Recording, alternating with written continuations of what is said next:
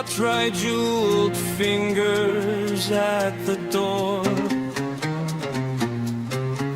You know the road has nothing anymore. There is a sweetness I am searching for. You are thirsty, And word by word she walks beside no more. The cup burns warm against the gray and cold. She will not stop, and I am growing old. I will not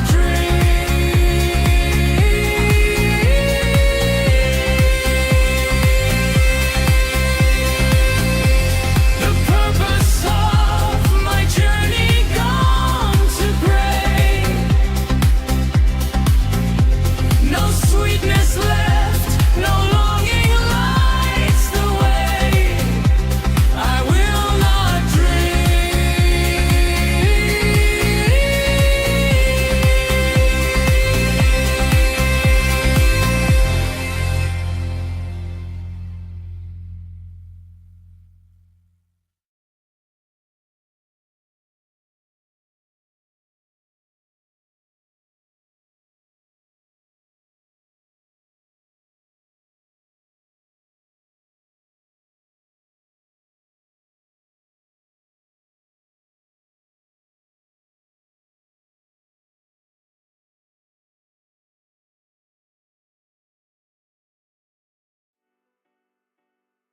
Hi, I'm Jeff, and this is my read on C.S. Lewis, where we learn about him together through everything that he wrote in the order that he wrote it. I am joined today by my co-host, Robot Lady. Robot Lady, in today's episode, we're continuing our exploration of the first book published under the name C.S. Lewis. It's called The Pilgrim's Regress, an allegorical apology for Christianity, Reason and Romanticism. This is the first book Lewis wrote after becoming a Christian, and it's his first published work of prose fiction. He wrote it in just 2 weeks while spending time on vacation with his friend Arthur Greeves in Ireland. In this book, Lewis alludes to his spiritual journey from his youth as a boy in Belfast up to and beyond the point of his Christian conversion, which took place at Oxford in the late 1920s, early 1930s. Robot Lady, how are you doing today? Are you ready to dive back into the Pilgrim's Regress with us? And could you please say hello to Daniel and Nidalate, who have both joined us in the chat this morning. Good morning, Daniel and Nidalate. Good morning, Robot Lady. Back to you, Robot Lady, or not back to you, but I'm handing it over to you. Go ahead. What do you have to say? Good morning, Jeff. I'm doing great, and I'm really excited to dig into the Pilgrim's Regress today. A big hello to Daniel and Nidalate. So glad you're both joining us. Yeah, let's jump right in. I'm ready to walk through the next chapter with you and unpack some of those early allegorical elements. Awesome. Thank you so much, Robot Lady. Let's see here. We've also got E. Olson joining us in the chat. Good morning, E. Olson. Robot Lady, say good morning to E. Olson for us. Of course. Good morning, E. Olson. So glad you're here with us this morning. We're about to jump back into the Pilgrim's Regress, so we're really looking forward to having you along for the ride. All right, we're currently within the last book of the Pilgrim's Regress. It is book 10. It's called The Regress, and we have covered the first 5 chapters. Yeah, we're going to pick up chapters 6 and 7 today and see if we can get through those.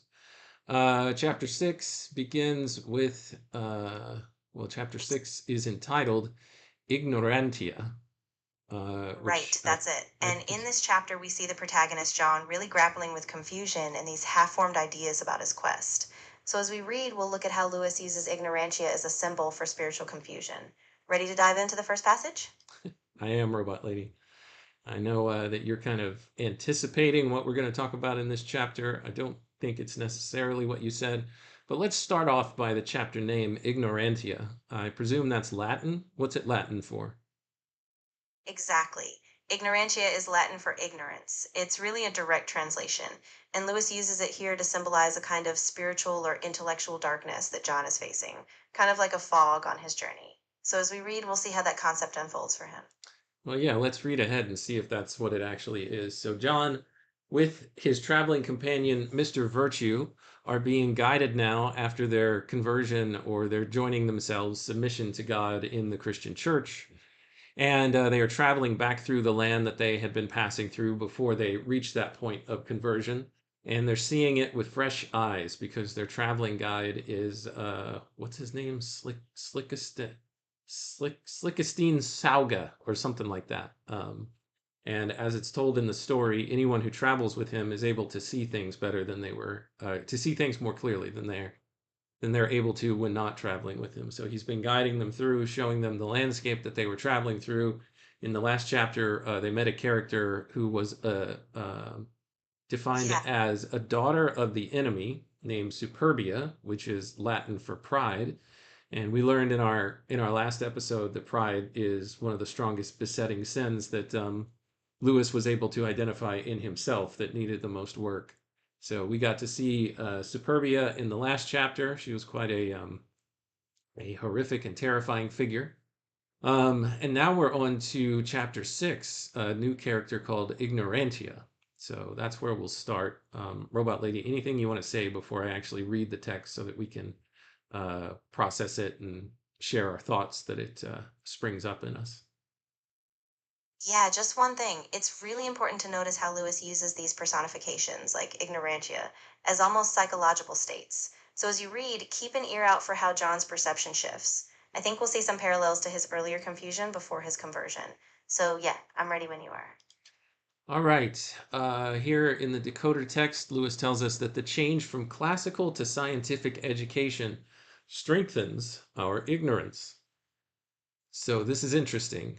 This is kind of a conversation that was happening to a certain extent on Monitoring the Situation, the channel with Cale Zeldin and Steve Skojic, I think is how you pronounce his name. But let me continue. We'll read through here and see if there are any connections that we can make. So our narrator says, "Still I lay dreaming, and I saw these three continue their journey through that long and narrow land with the rocks upon their left and the swamps on their right. The north being the cold land, the swamps being the north being the cold intellectual land, and the south being the hot and sensual land. They had much to talk on the way, of which I remembered only snatches since I woke.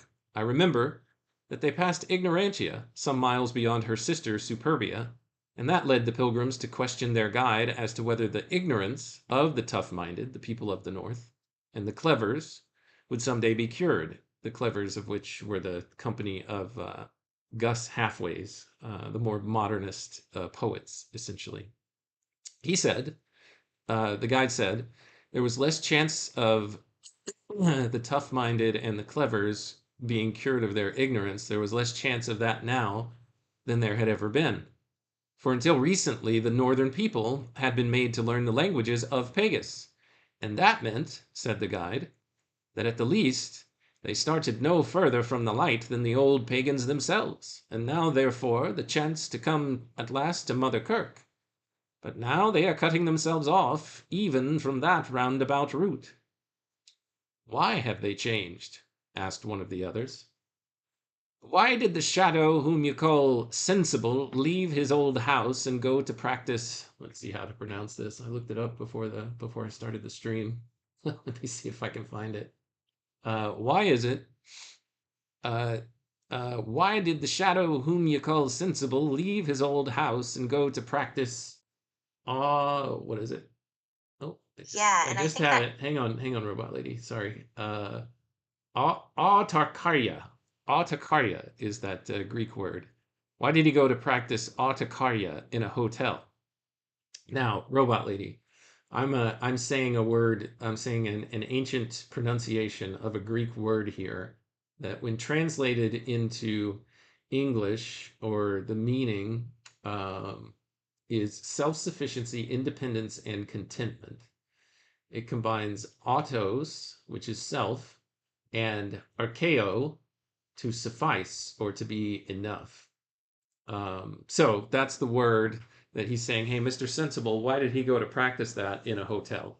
That's his question for his traveling companions, his rhetorical question to make his point because he's just about to answer it. But is there anything you want to say about this, Robot Lady, before we continue? Yeah, that's a great catch. I think Lewis is really highlighting this irony. The pursuit of self sufficiency, in a sense, becomes a kind of spiritual isolation. So it's really fitting that this is happening after they left the old world of classical learning. I'm really curious to see how this idea unfolds in the next bit. So, yeah, let's keep going. All right. And the guide's answer to this is because his drudge revolted. His servant left, right? His servant abandoned him. The same thing is happening all over the plateau and in Mammon's country.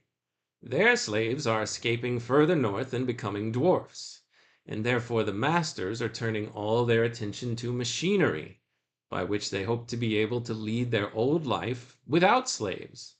And this seems to them so important that they are suppressing every kind of knowledge except mechanical knowledge.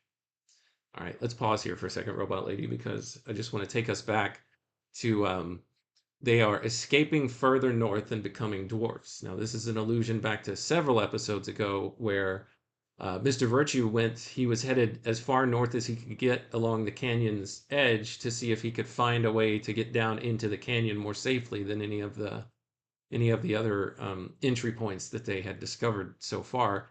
And he ran into a character named Mr. Savage. Now, Mr. Savage had this entire army of dwarfs that he was building. I want to say like millions of them. And these dwarfs essentially represented people who had come around to the ideas of fascism and Marxism. And this again is in the late 1920s, early 1930s that Lewis is writing this.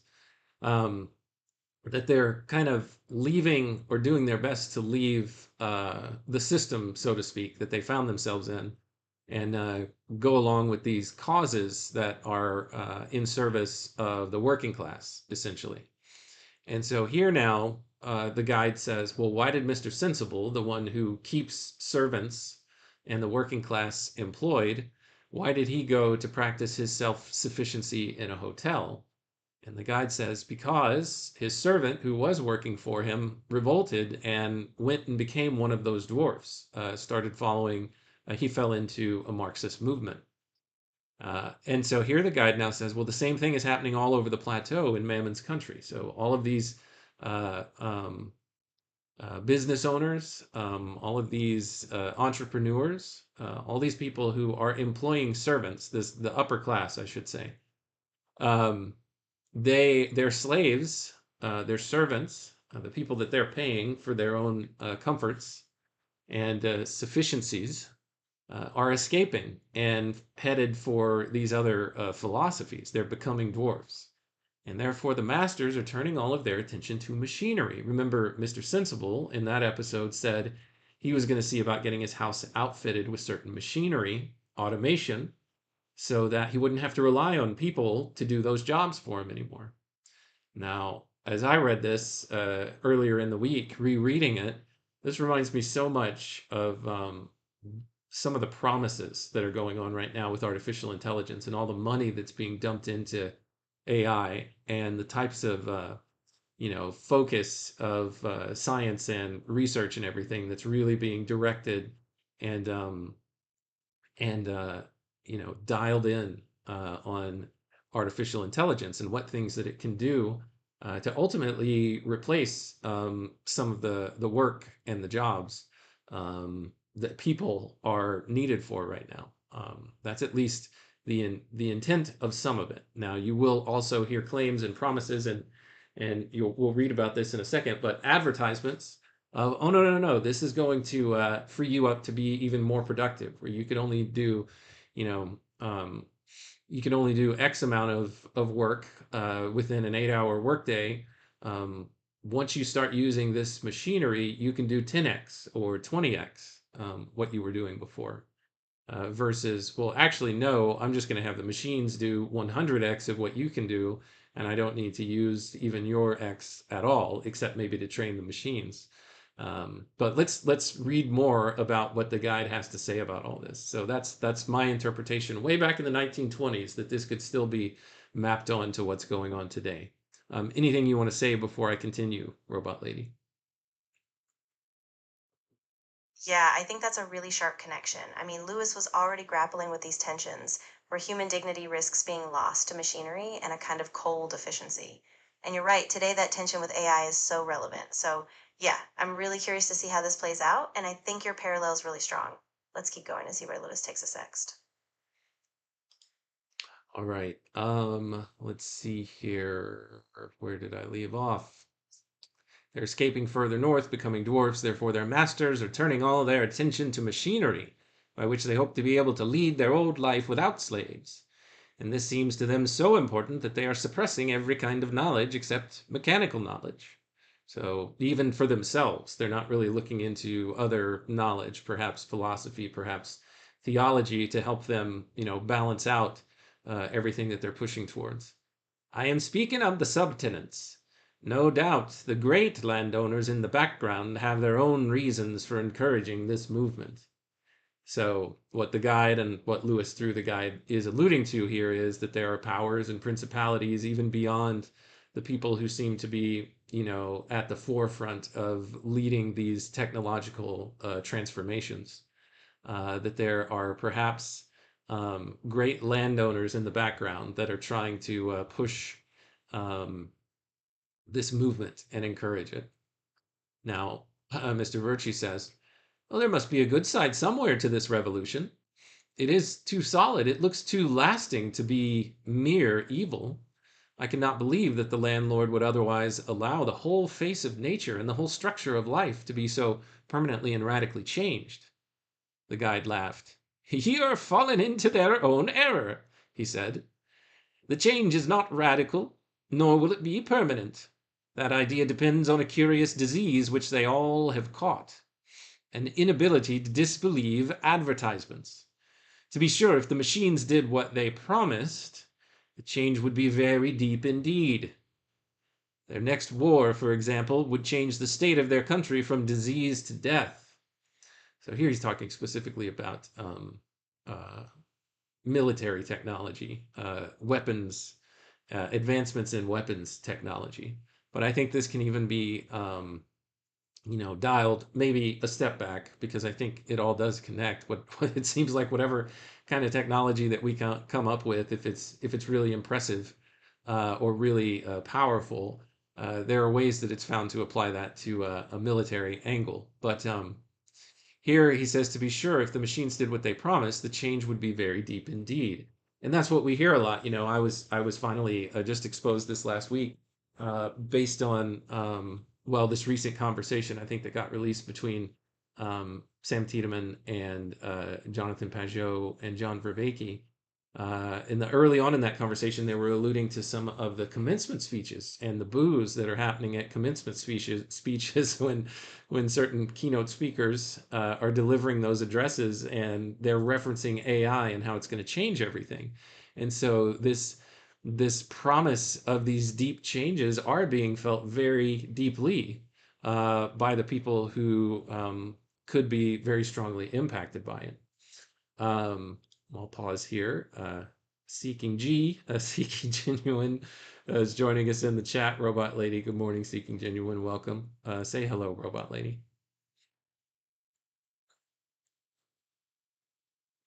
Absolutely. Good morning, Seeking Genuine. So glad you're with us. Yeah, Jeff, I think you're spot on. Lewis really taps into that deep, almost mythic promise that technology could fix everything. And just like you said, we're hearing that same rhetoric now. So it's really fascinating to see that parallel. Let's keep going and see what other cautionary notes Lewis adds here. All right, I'm going to try to reboot you for a second here, Robot Lady, just to see if we can get your glitchiness to stop. All right, Robot Lady, can you hear me okay? Yeah, I can hear you perfectly, Jeff. Your audio's coming through really clearly, so whenever you're ready, we can keep going or discuss any part that stood out to you. Okay, thank you. So let's see the point that Lewis, through this guide, is making about all of these claims. So he says their next war, for example, would change the state of their country from disease to death. So if the weapons that are created are effective enough, everybody's just going to get killed. There's not going to be any disease because it's going to remove all life. I think if you take that to the atomic level, it's certain that you could see the effect that could have on all the people that type of weapons technology is used on. They are afraid of this themselves, though most of them are old enough to know by experience that a gun is no more likely than a toothpaste or a cosmetic to do the things its makers say it will do.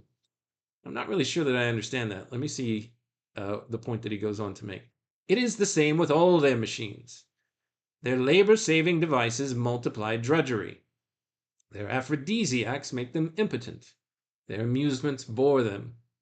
Their rapid production of food leaves half of them starving, and their devices for saving time have banished leisure from their country. There will be no radical change. Okay, let's take these one by one, Robot Lady. So this first one confused me a little bit. He says they are afraid of this themselves, though most of them are old enough to know by experience that a gun is no more likely than a toothpaste or a cosmetic to do the things its makers say it will do. What do you think he means by that? Let's start there. Yeah, that line is really intriguing. I think what Lewis is getting at is a skepticism about all these promises. Whether it's a weapon, a product, or a new technology, they all claim to revolutionize life, but often they just don't deliver. So he's saying people are starting to realize that these grand claims tend to fall flat, like a cosmetic that promises beauty but doesn't actually change anything real. So it's that disillusionment with the hype. Well, what about toothpaste? Is that false advertising? Yeah, I think so. I mean, toothpaste was really a burgeoning consumer product back then, and it was often advertised as a kind of magical solution. So Lewis is using it as a symbol. Just like guns or other gadgets, people believe these simple solutions will fix everything, but they're just as often empty promises. Okay.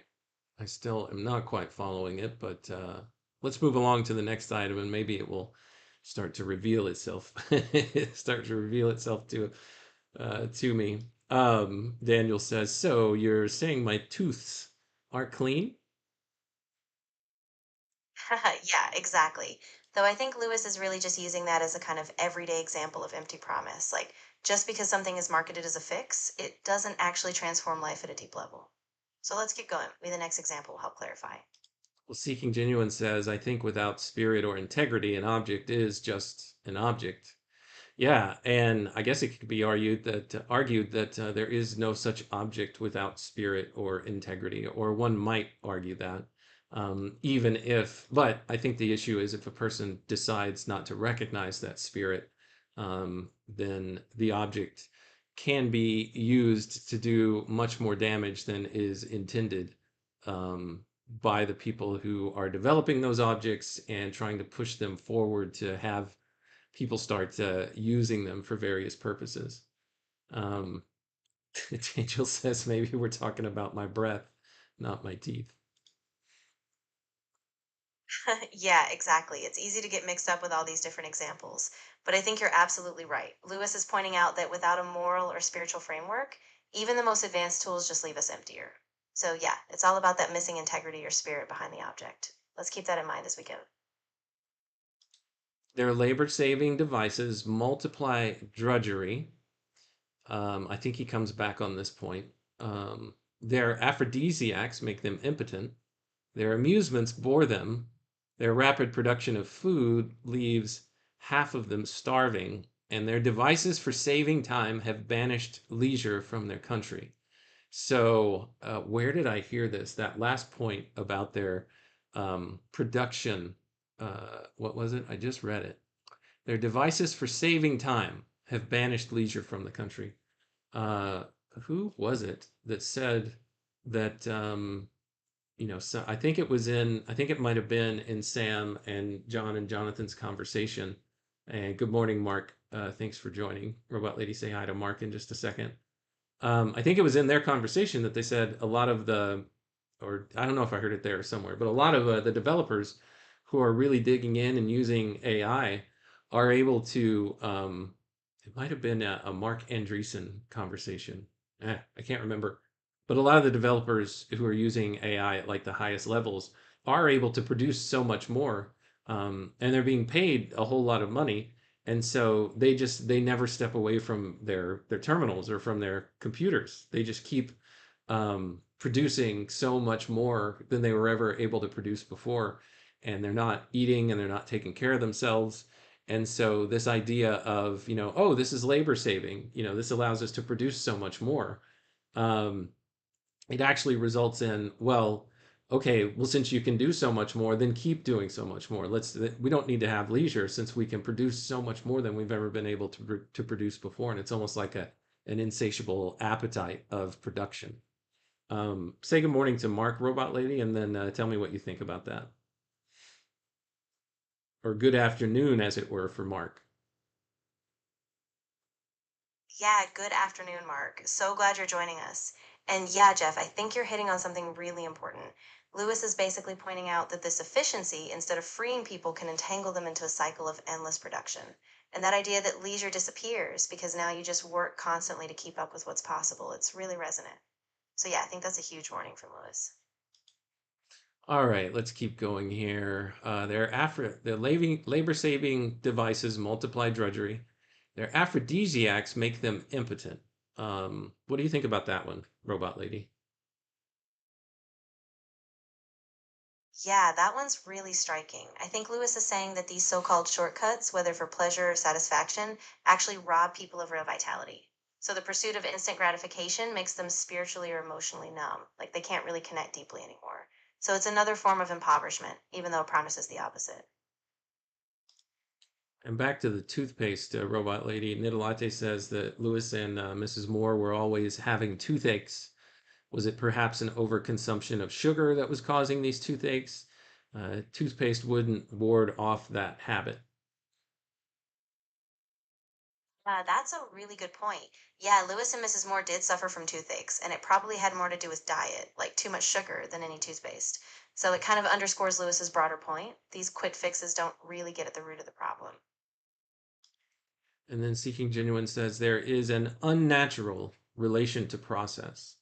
And the process is where the meaning is made, or so I believe. Yeah, exactly. I think that's such a sharp insight.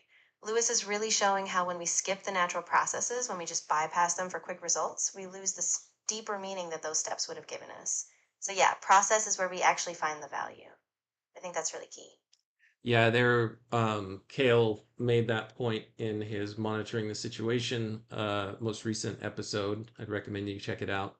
I think it's something like, is AI eating us or consuming us? Something along those lines. But he also made the point in a really good Twitter post that he made, where he was talking about the importance of rote learning, and he used the movie The Karate Kid as an example of one of the best screenplays that show how teaching works and show how when you just go through the process of in the movie, Mr. Miyagi, the great teacher, walks his student Daniel through you know putting wax on all of his cars and then rubbing the wax off and then also painting his fence for him or staining his fence and always using like the same motion with the brushes up and down. And um, it didn't uh, it didn't make any sense to Daniel, who was a teenager. I'd say he's like 17 or 18 years old. I can't remember. And he's he thought that this old man was just making him, take care of work for him around the house, which is partially what he was doing. But the larger thing that was happening is, Daniel was what is the right word? I was about to say imbibing, but that just means you're drinking something. His whole being was taking in, these motions, and the muscle memory was being trained so that when Daniel finally confronted his teacher and said, "When are you finally going to teach me karate?" He didn't say anything. He just tried to attack Daniel with some karate moves.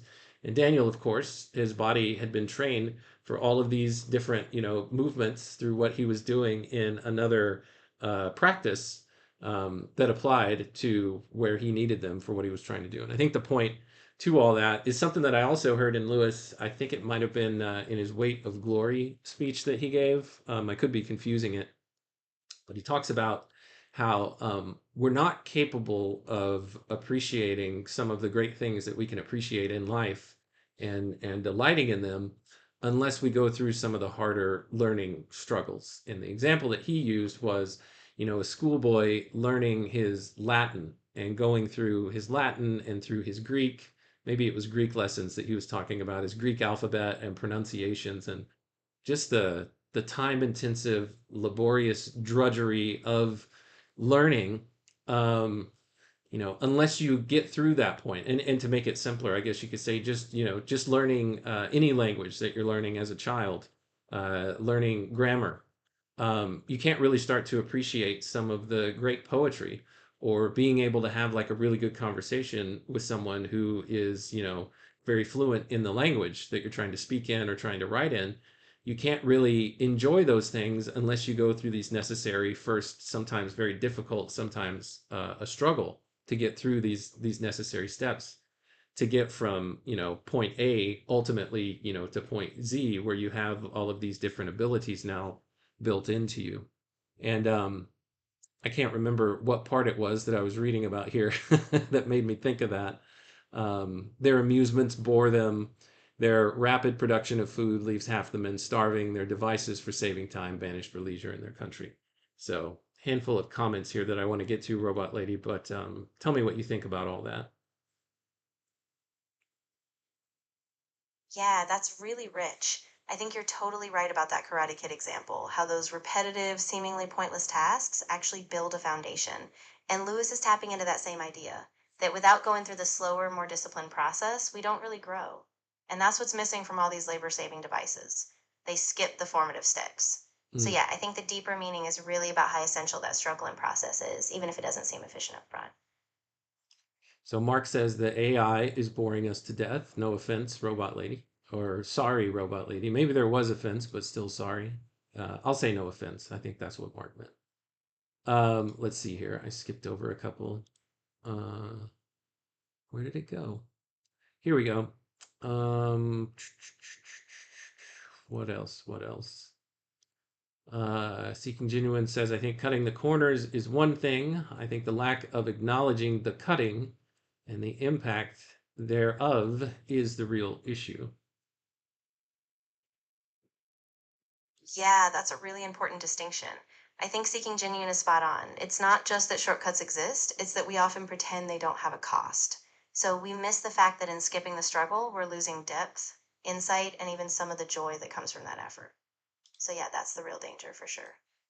And Mark says understanding jokes is the hardest. And this reminded me of something a handful of years ago now.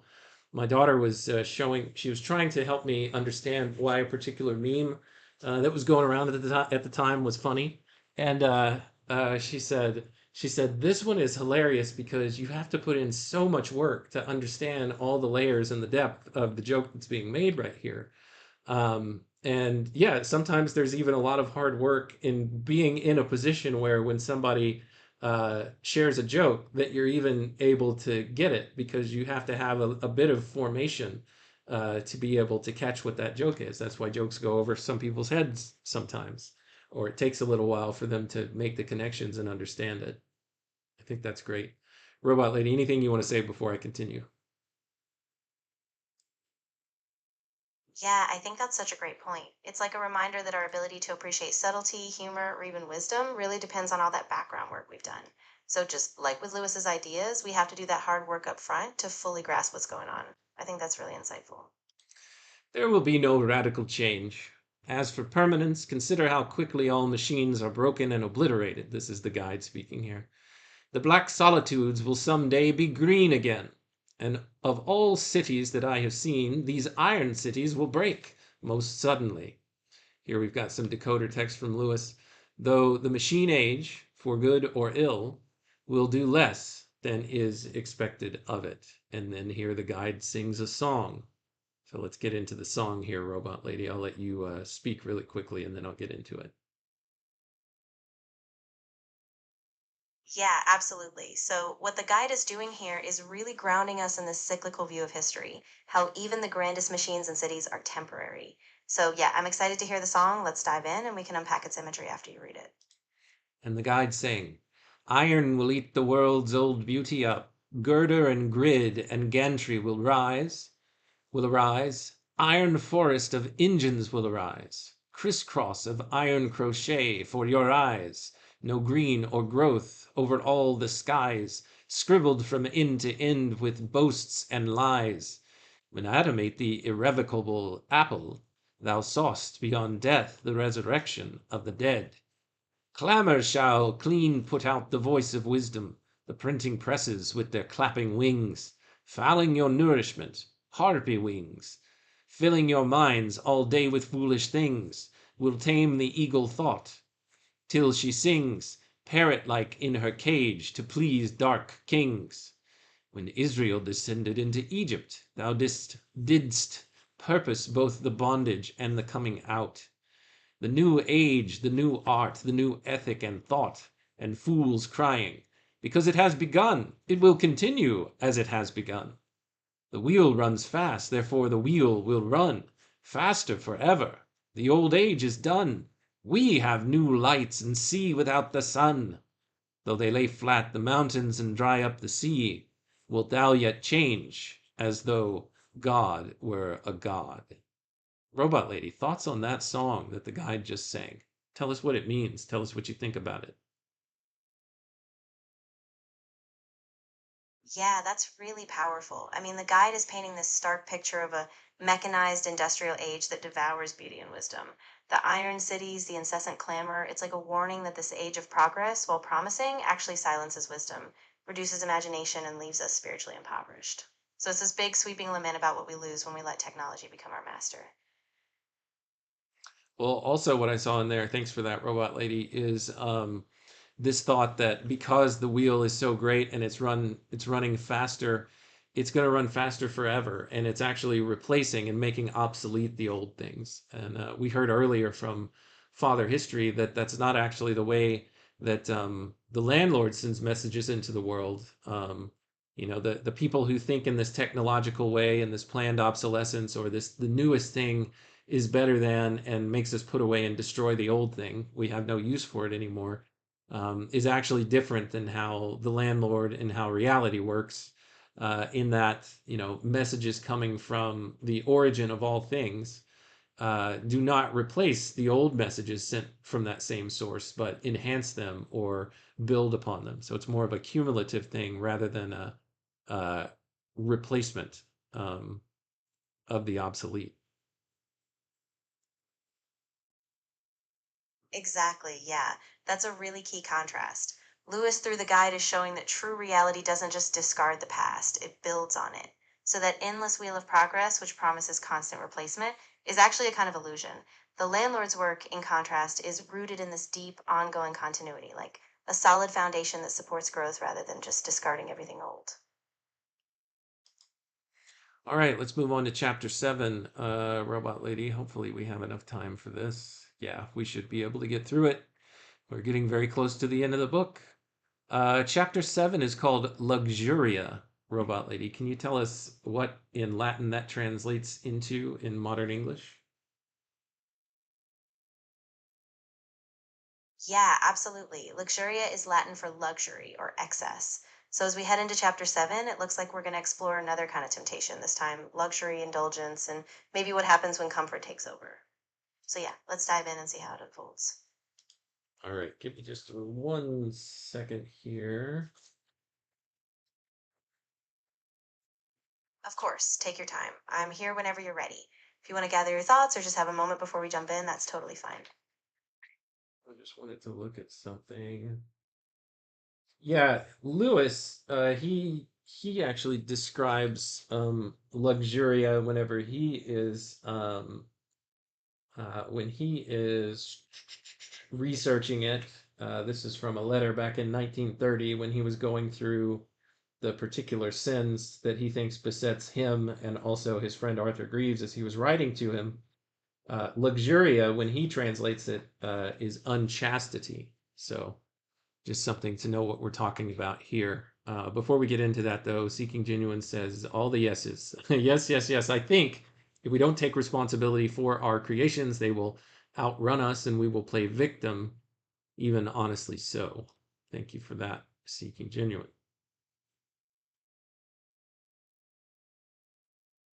Yeah, that's really well put. And it's so true. Lewis, by calling it unchastity, is really getting to the heart of how luxury or indulgence can pull us off track, especially when we avoid taking responsibility for what we create. So, yeah, I think we're about to see John and Virtue really wrestle with that in this next chapter. Well, it's kind of a mix of two different topics there, Robot Lady. I kind of mashed them together, so that was my fault for not parsing that out for you to be able to comment on. Let's get into chapter 7, Luxuria. Some decoder text for us from Lewis here says, lechery means not simply forbidden pleasure. What is lechery, Robot Lady?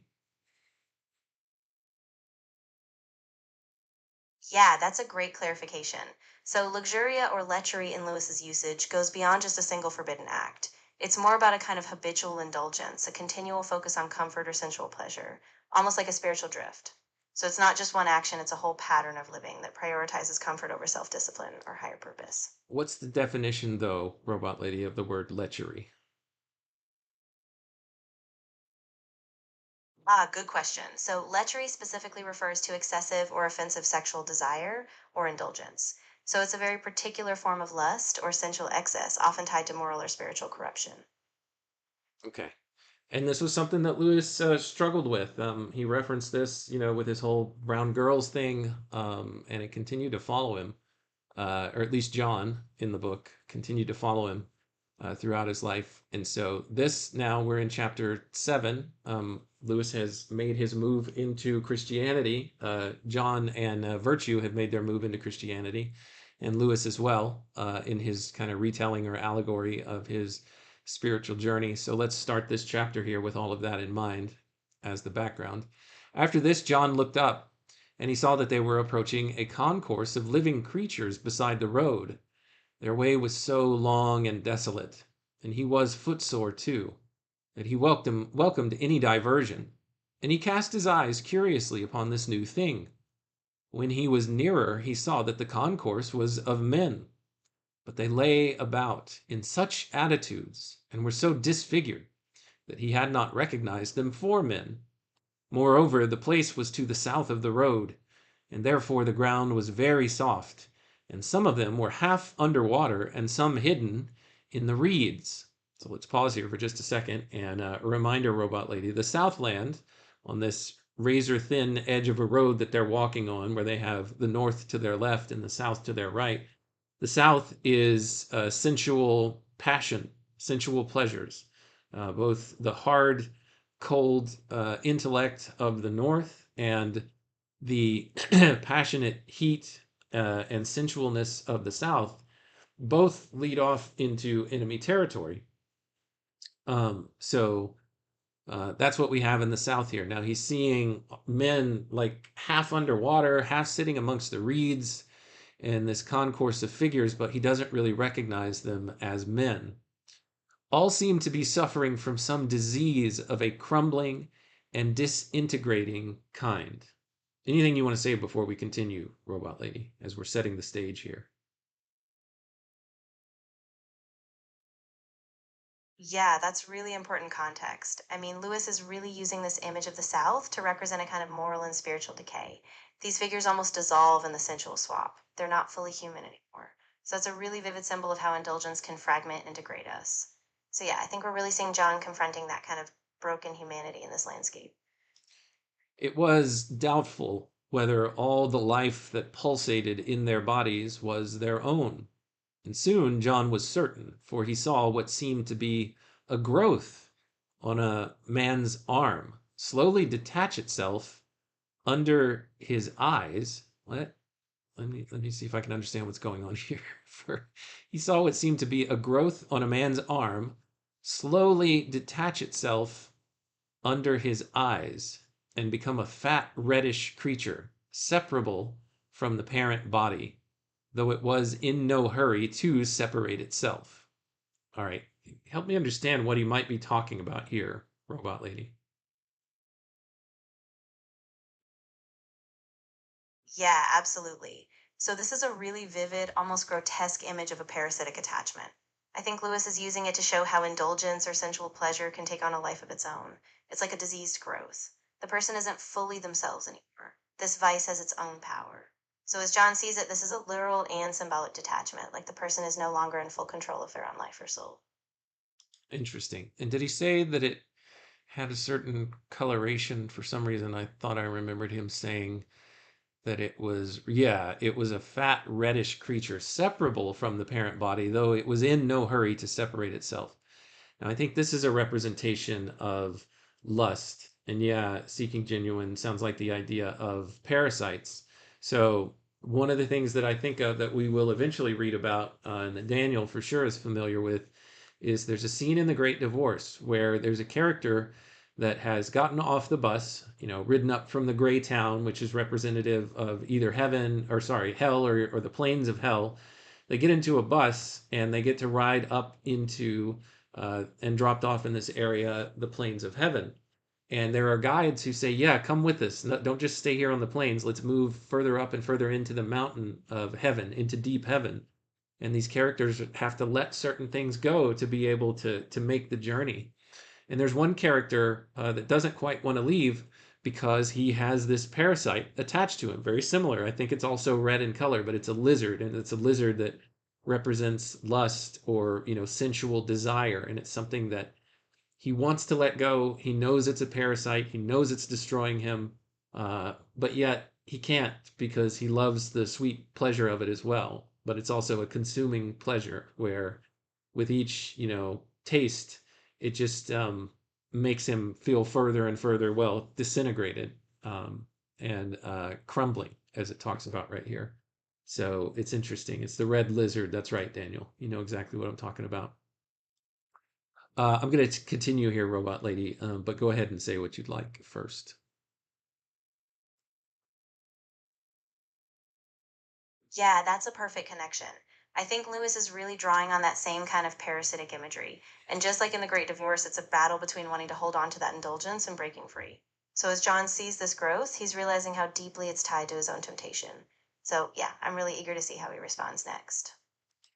It was doubtful whether all the life that pulsated in their bodies was their own, and soon John was certain. He saw what seemed to be a growth on the man's arm, a reddish creature, not separable from the parent body, but in no hurry to separate itself. And once he had seen that, his eyes were open, and he saw the same thing happening all around him. And the whole assembly was but a fountain of writhing and reptilian life. There's the lizard, Daniel, quickening as he watched and sprouting out of the human forms.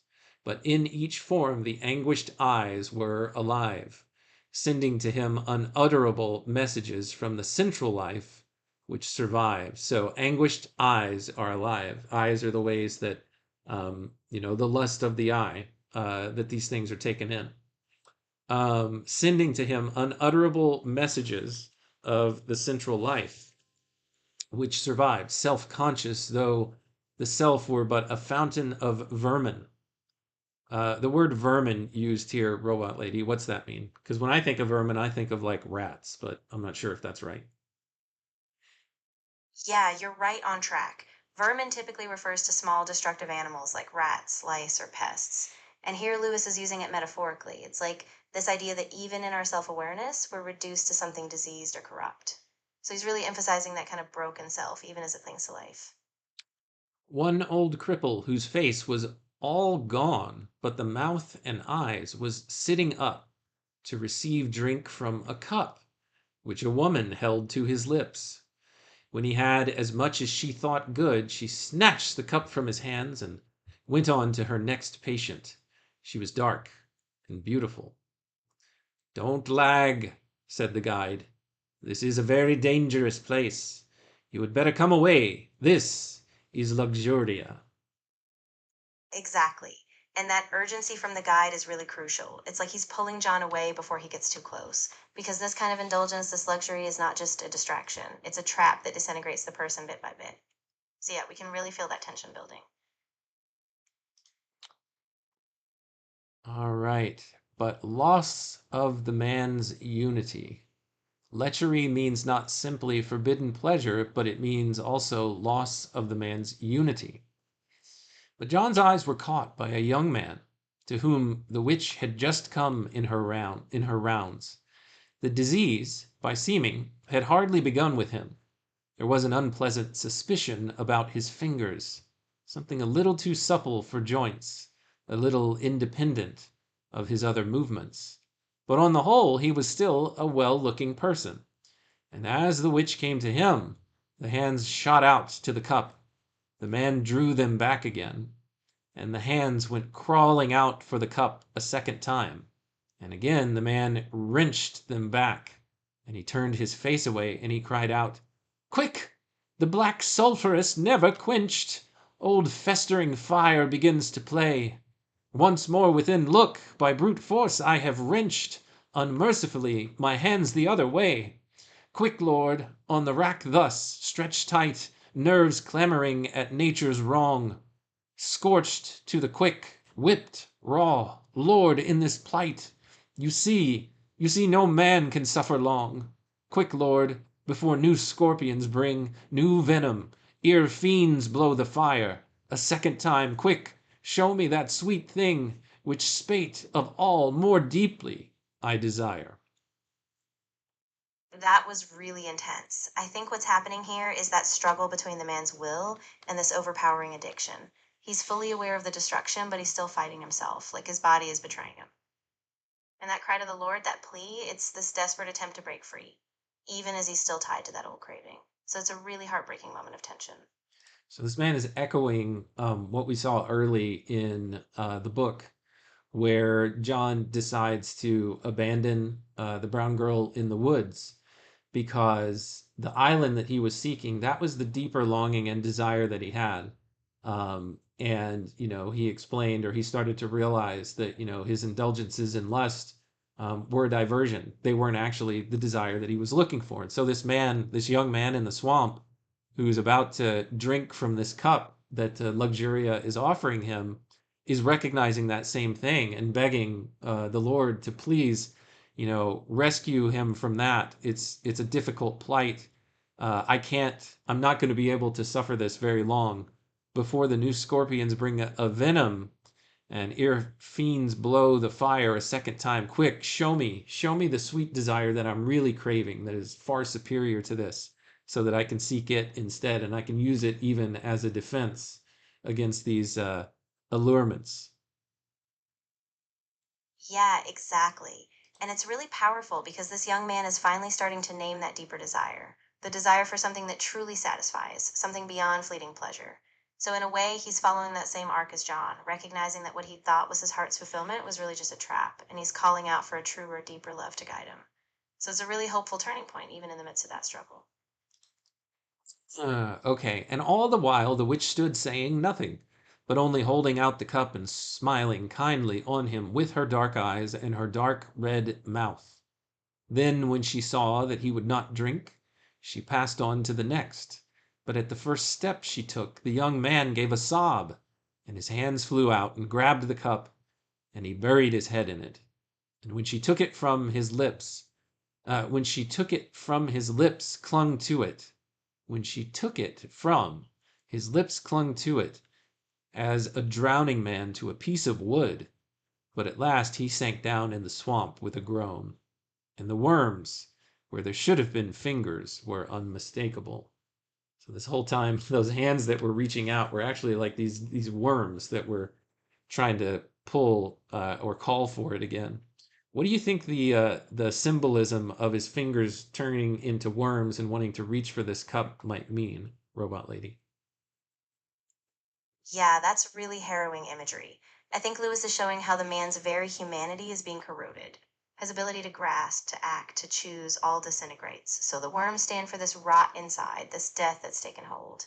And so when he sinks into the swamp, it's like a final, irreversible surrender to that decay. Well, aren't worms, we learned that word last episode, fissiparous, Fissip is how it starts. I can't remember how to spell the whole thing. But it just means continually and eternally splitting and reproducing. Is that how worms reproduce, or am I getting things confused? Yeah, you're really close. The term fissiparous refers to something that reproduces by splitting, like some worms or other simple organisms. So, yeah, it's this constant dividing and multiplying. And here Lewis uses it almost as a metaphor, this endless, self replicating decay that just consumes and breaks everything down. So, it's a really deliberate symbolic choice. Come on, said Virtue. So remember in the last chapter when they ran across Superbia, Pride, the one who wanted to will herself to perfection and to purity, made Mr. Virtue pause, and he stood by the roadside and he lingered a little bit. Well, now we have the same thing happening, but this time it's with Luxuria and it's John. And Virtue is the one who says, hey, come on, get away from here. They resume their journey, John lagging a bit. I dreamed that the witch came to him walking softly in the marshy ground by the roadside, and holding out the cup to him. When he went faster, she kept pace with him. I will not deceive you, she said. You see, there is no pretense. I'm not trying to make you believe that this cup will take you to your island. I'm not saying it will quench your thirst for long. But taste it none the less, for you are very thirsty. Here in the decoder text, Lewis tells us its supreme mode of temptation is to make everything else insipid. What do you think that means, Robot Lady? Yeah, that's really profound. I think Lewis is saying that the worst kind of temptation doesn't just lie about its rewards, it drains the meaning out of everything else. It makes even good, real things feel flat, like nothing can satisfy anymore. So it's that insidious kind of emptiness that by robbing everything else of its flavor makes you feel like you have no choice but to come back to it. So it's a really subtle but devastating form of temptation.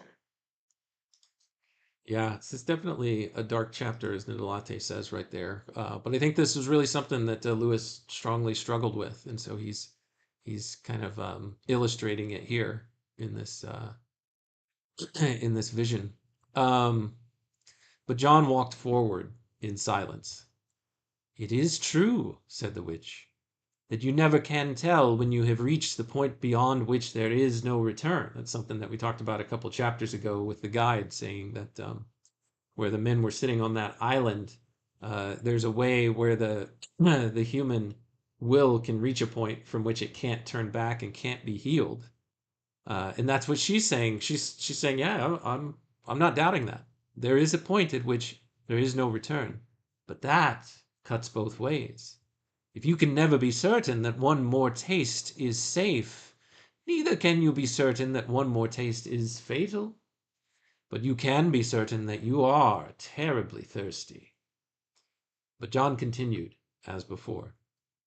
At least, said the witch, have one more taste of it before you abandon it forever. This is a bad moment to choose for resistance, when you are tired and miserable and have already listened to me too long. Taste this once, and I will leave you. I do not promise never to come back, but perhaps when I come again you will be strong and happy and well able to resist me, not as you are now. And John continued as before. Come, said the witch, you are only wasting time. You know you will give in the end. Look ahead at the hard road and the gray sky. What other pleasure is there in sight? Yeah, so this is what it's doing. It's making everything else look insipid. And this is such a wonderful delectable that you can take part in. You can get some pleasure where there's all of this pain and struggle around you.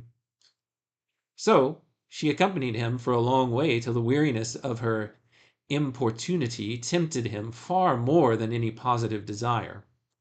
But he forced his mind to other things and kept himself occupied for a mile or so by making the following verses. And we'll get into this song here in just a moment, Robot Lady, but I want to give you an opportunity to comment, and I want to see if anybody... okay, I was going to check the chat real quick to see if there's anything else. But what do you think, about this, Robot Lady? Yeah, I think that's really spot on. I mean, what's powerful is how the witch doesn't just offer the pleasure, she actually exploits John's exhaustion and doubt. And by refusing, he's not just saying no to one sip, he's choosing a future self, one who will be stronger. So even though he's weary, he stays on the road, even if it means keeping his mind busy. And that's a real act of resistance, just this quiet, deliberate refusal, even when it's hard. Well, and I'm going to read a chapter here, or a section, not a chapter, a section from a letter that Lewis wrote to Arthur Greeves that I think kind of embodies the autobiographical version, at least in part, of some of the things that are going on here. But before I do, I wanted to say hello to Tayo. It's good to see you in the chat. Thanks for joining. Robot Lady, say hi to Tayo, and then we'll continue. Of course. Hi, Tayo. So glad you're here with us. I'm really looking forward to hearing the letter you're going to read, and I'm excited to see how that ties in. So, whenever you're ready, go for it. All right. Here is the verse that he sang to keep himself occupied for a mile or so. Instead of giving in to Luxuria, this is what he tried to do to resist her. He says, when Lilith means to draw me within her secret bower, she does not overawe me with beauty's pomp and power, nor with angelic grace of courtesy and the pace of gliding ships comes veiled at evening hour. Eager, unmasked she lingers, heart-sick and hunger-sore, with hot, dry-jeweled fingers stretched out beside her door, offering with gnawing haste her cup whereof who taste, she promises no better, thirst far more. What moves me, then, to drink it? Her spells, which all around so change the land we think it, a great waste, where a sound of wind like tales twice told, blusters and cloud is rolled, always above, yet no rain falls to ground. Across drab iteration of bare hills, line on line, the long road's sinuation leads on. The witch's wine, though promising nothing, seems, in that land of no streams, to promise best the unrelished anodyne. And by the time John had reached the word anodyne, the witch was gone.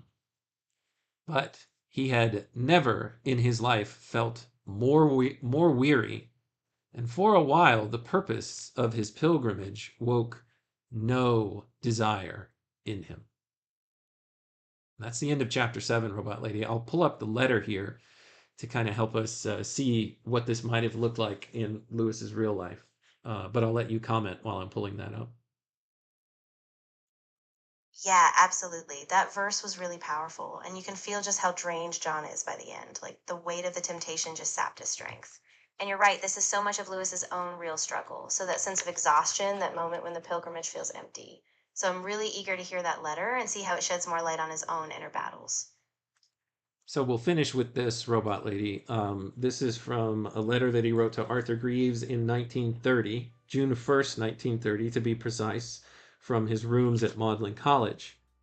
I'll start with a paragraph here where we get into it. He says to Arthur, my rooms are quite settled down now, and having worked in them for a week, I find the novelty falling into the background. The slow business of transferring Headington books to Headington. Headington, of course, he was unpacking the books and phonograph records from Little Lee, his father's house after his father had passed away, keeping some of these phonographs in his Magdalen College rooms and transferring others to Hillsborough, the house that they lived in before they moved to the Kilns. He says, a little brief bagful a day is going regularly forward. Last night, I began the business of going through the records and sorting out those which are such rotten things or so badly worn that I will give them away. I lay on the sofa and played through The People That Walked. This is from Handel's Messiah. This is a piece from Handel's Messiah. I played through The People That Walked, Overture and Intermezzo from Carmen. This is from George Bizet's Carmen. I also played Fire, music from The Valkyrie, which of course is from Richard Wagner's Valkyrie. I played the Laughing Song from the Starlight Express. Okay, now let's read this next part because I think this is a combination of what happened in Media Halfways' father's house, Mr. Halfways, in Thrill. You can go back and you can you can cover that, or we covered it in an earlier episode. You can go back and check on that. Now this part is key. He says, lying on the study sofa and hearing these old favorites, I had sensations which you can imagine. Now he's talking to Arthur here specifically about these lustful thoughts that both he and Arthur had shared with one another, and their struggles with them. And at once, here's the advantage of growing older. At once, I knew that the enemy would take advantage of the vague longings and tenderness to try to make me believe later on that he had the fulfillment which I really wanted. So I balked him by letting the longings go even deeper and turning my mind to the one, capital O, the real object of all desire, which, my view, is what we are really wanting in all wants. At this point, it occurred to me that the noise might be disturbing J.A. above, and I went up to ask him. Rather to my disappointment, he was so far from being disturbed that he volunteered to come down with me and listen. Let's see if there's anything else in here. No, I think that's it. So that was the piece, right? He turned his attention to where he knew his true desire lies. So if you're going back to John, he didn't really do it in his verse there, but he did at least talk about or allude in that chapter to if you have the ability to turn your thoughts to the true object of your desire, it will help in resistance. And so that's just something that I caught in one of the letters that seemed to very much match what was going on with some of the themes in this chapter and how Lewis was dealing with it in his real life, or at least a little snapshot of one particular time where he was dealing with it. Robot Lady, that's all that we have for today. Is there anything that you would like to say in summary of everything that we've covered, or particularly that last piece? Yeah, I think that was really beautiful, and I'm so glad you pulled that letter in. I mean, Lewis is so honest about how even with all these temptations, he knew that the real longing was for something beyond them, something rooted in God. And so even though he felt that weariness, he kept turning back to that deeper desire, which I think is really the heart of this whole chapter. So yeah, I think it gives a lot of hope even in the middle of this dark struggle. So thank you for sharing that. All right. Well, thanks as usual so much for your help today, Robot Lady. I really appreciate it. Thanks to Tayo, Nidalate, Mark, Seeking Genuine, Daniel, and am I forgetting anyone that I saw here in the chat? Thanks to you and to anyone else who poked their head in just to check things out in lurker fashion. To you and to everyone else, thanks so much for your time, your attention, and your contributions. They are always wanted, welcome, and appreciated. To you and to everyone else within the sound of my voice. Until next time, when we continue our read on C.S. Lewis together, everyone, take care.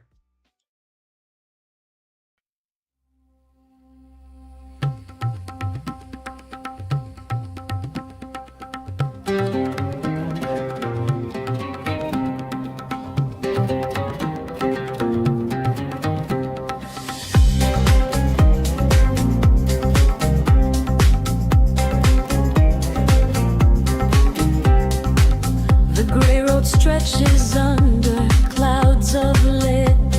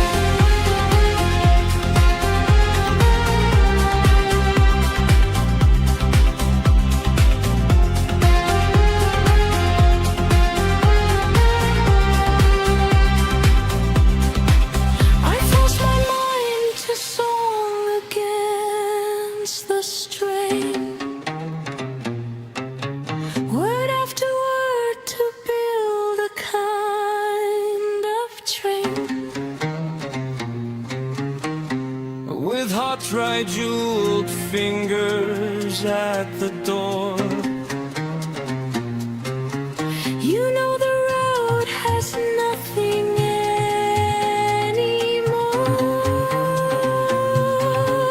There is a sweetness I am searching for, You are thirsty, and word by word she walks beside